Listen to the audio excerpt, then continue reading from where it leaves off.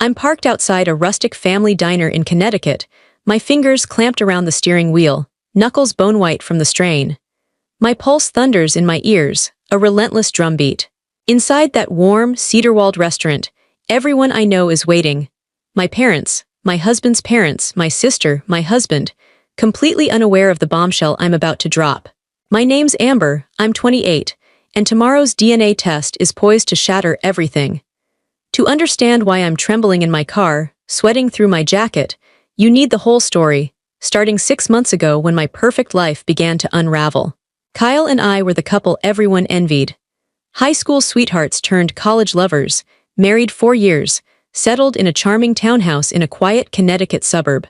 He was the guy who owned every room, charismatic, successful in his tech job, still surprising me with coffee in bed on lazy Sunday mornings.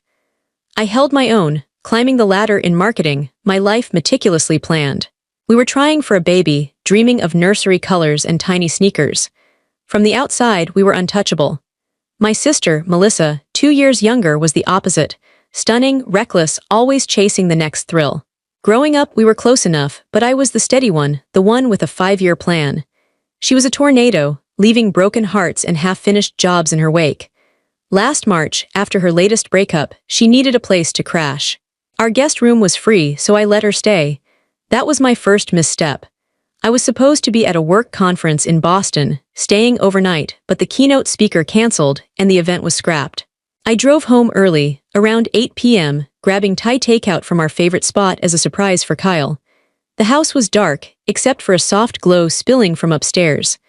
I called out, no answer.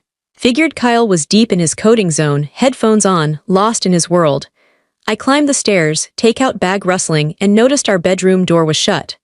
Strange. I pushed it open. There they were, Kyle and Melissa, tangled in our bed on my side. They were so consumed they didn't see me for a full 5 seconds. The Thai food slipped from my hand, red curry splattering across the hardwood like a crime scene.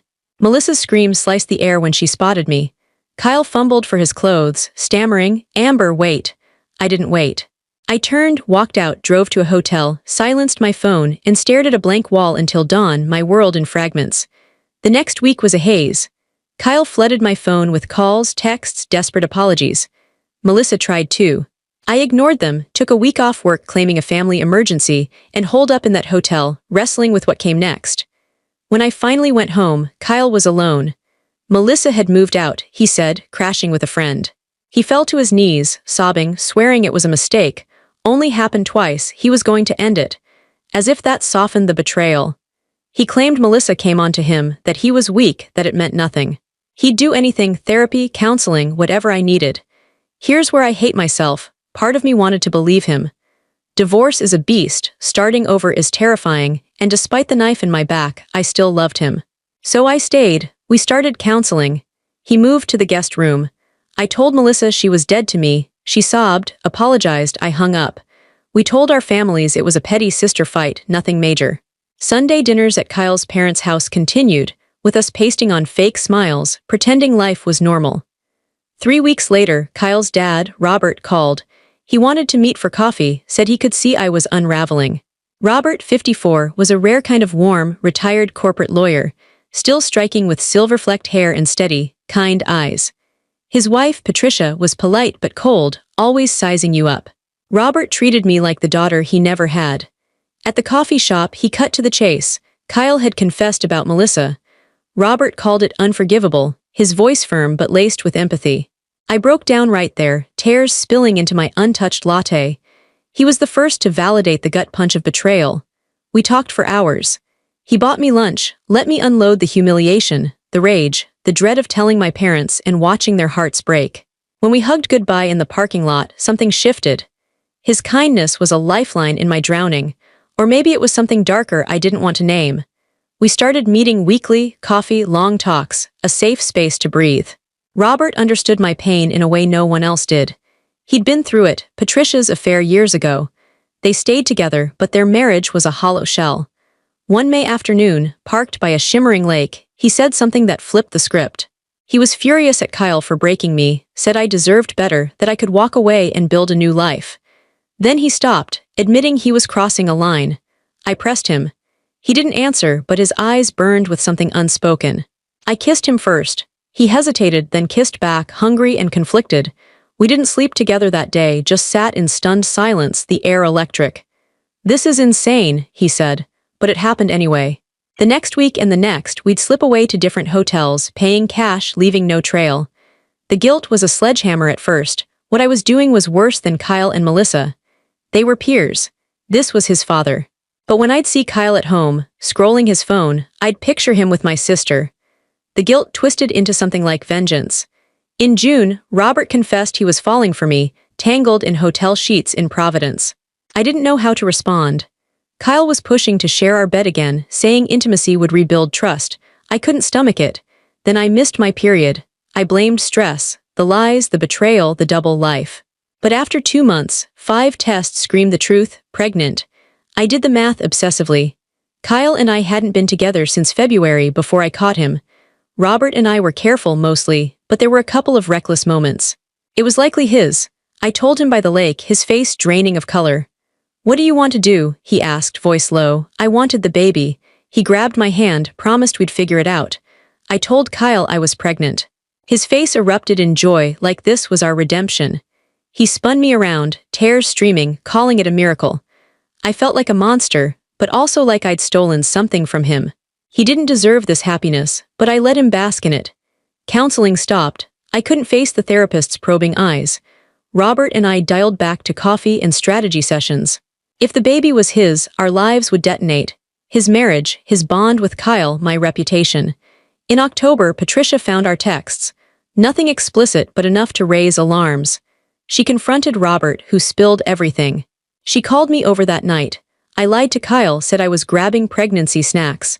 Patricia's voice was pure venom. "You slept with my husband." I owned it. She laid out her plan, get a paternity test. If it's Robert's, she'd expose me to everyone. If it's Kyle's, we'd all play happy family, burying the truth. I nodded, drove home, lay awake next to Kyle, feeling the baby kick, wondering whose it was. Claire was born December 18, 2 days early. Kyle held my hand through labor, wept when he saw pounds, dark hair, maybe his nose, maybe Robert's. We named her Claire. Robert and Patricia visited the hospital. Patricia cooed over Claire, but her eyes were knives. The DNA test was set for December 26, results due the 29th. The same day Kyle planned a big family dinner, both families, including Melissa. The lies were choking me. At noon on the 29th, I locked myself in the bathroom, phone in hand, refreshing my email. The results landed, Kyle 0%, Robert 0%. Neither was the father, impossible. I called the lab, voice shaking. The geneticist said Robert showed a partial match, like a grandfather or uncle. Then it hit me, Kyle's brother Michael. I'd slept with him once, last February when he visited for work. One afternoon, one reckless moment before I caught Kyle and Melissa. I'd buried it, ashamed, but the timing fit. Michael was Claire's father. I texted Michael, told him to get to the dinner. He was in California but said he'd try. At 6 p.m., we were at Robert and Patricia's. My parents were there, Melissa too, clutching her wine glass, looking like a ghost. Patricia stood, ready to bury me, thinking Claire was Robert's. She announced my affair with Robert. The room exploded, my dad roaring, my mom sobbing, Kyle staring like I'd gutted him. I admitted it. Then I dropped the real bomb. Claire wasn't Robert's or Kyle's. The doorbell rang. Michael walked in, travel rumpled, and said, "I'm Claire's father." Chaos reignited. Kyle, holding Claire, looked shattered, staring at his brother. Melissa admitted Kyle pursued her, not the other way around, shifting the blame slightly. Everyone was screaming, accusing, crying. I grabbed Claire and bolted to a hotel. The fallout was catastrophic. Kyle and I are divorcing, no salvaging things after his betrayal with Melissa, my affairs with Robert and Michael. Michael wants to be in Claire's life, but he's across the country, so we're navigating logistics. Kyle wants to be her uncle, and I'm allowing it. He loves her fiercely, and that matters. Melissa's inching back into my life, one tentative step at a time. Robert and Patricia are splitting. My parents are still processing, their disappointment a heavy weight.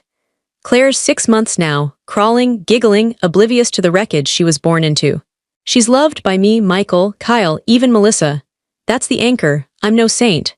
I became the betrayal I despised, maybe worse. But Claire exists because of my failures, and she's perfect. We're all fractured, but we're trying. That's where the story pauses for now. Claire's laughter fills my small apartment, a sound that cuts through the chaos of the past year. Michael video calls twice a week, already planning to move closer. Kyle takes her to the park on Saturdays, his love for her undimmed by biology. Melissa babysits sometimes, her apologies quiet but constant. My parents visit, bringing food, avoiding the hard questions. Robert's letter of apology sits unanswered. Patricia's bitter email was deleted. I'm not proud of the revenge I sought, the lines I crossed. I became what I hated, a mirror of their betrayals. But Claire, with her 4 teeth and fearless crawl, doesn't care about DNA or grudges. She's the light in the rubble, the reason we're all still here, piecing together something new. It's not a fairy tale, but it's real. And for now, that's enough.